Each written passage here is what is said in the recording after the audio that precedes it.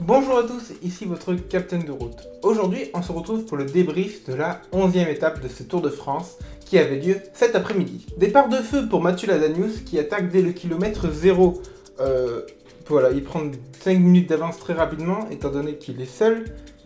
Et à 150 km de l'arrivée, la Deceuninck Quick-Step commence tout juste à rouler.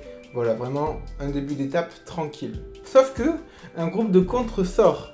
On y retrouve notamment Naesen, Kung, Steven, Postelberger, Google et Van Asbreck. Bon, cependant, ils ne prennent que 30 secondes d'avance, car la Quick-Step ne les laisse évidemment pas sortir.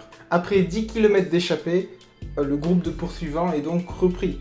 Le peloton, emmené par Thomas de Gent, laisse Mathieu Ladanius à 3 minutes, voilà, il gère l'écart. Ladanius qui passe premier au sprint intermédiaire, derrière Sam Bennett remporte devant son poisson pilote Morkov, puis il y a Sagan, Trentin et Coquard. Ladanius qui malheureusement pour lui est repris à 43 km de l'arrivée.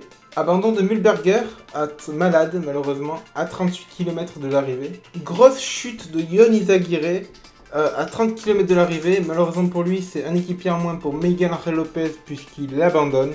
Franchement, une étape tranquille aujourd'hui, jusqu'à 6 km de l'arrivée où Postelberger attaque.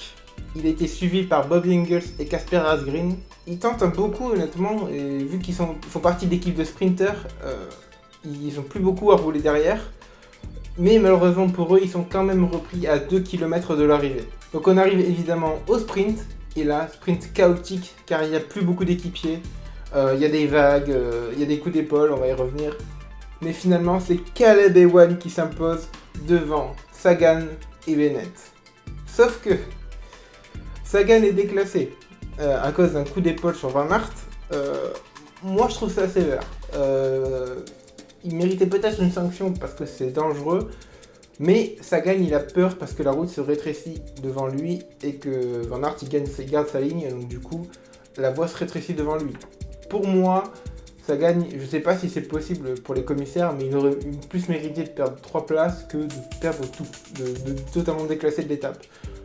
Bon, il n'est pas déclassé du tour, hein, je vous rassure, il sera encore sur le tour, mais je trouve ça trop dur comme sanction. Du coup, Sagan a 68 points de retard au maillot vert sur Sam Bennett. Donc au moins, ça va donner un sacré enjeu pour les jours à venir, car les étapes sont plus du tout pour les sprinters purs en tout cas. Donc vraiment, ça va être très intéressant à suivre. Voilà, c'est tout pour le débrief de cette 11e étape. Moi, je vous retrouve demain matin pour le parcours de la 12e étape. En attendant, je vous dis à la prochaine. Ciao.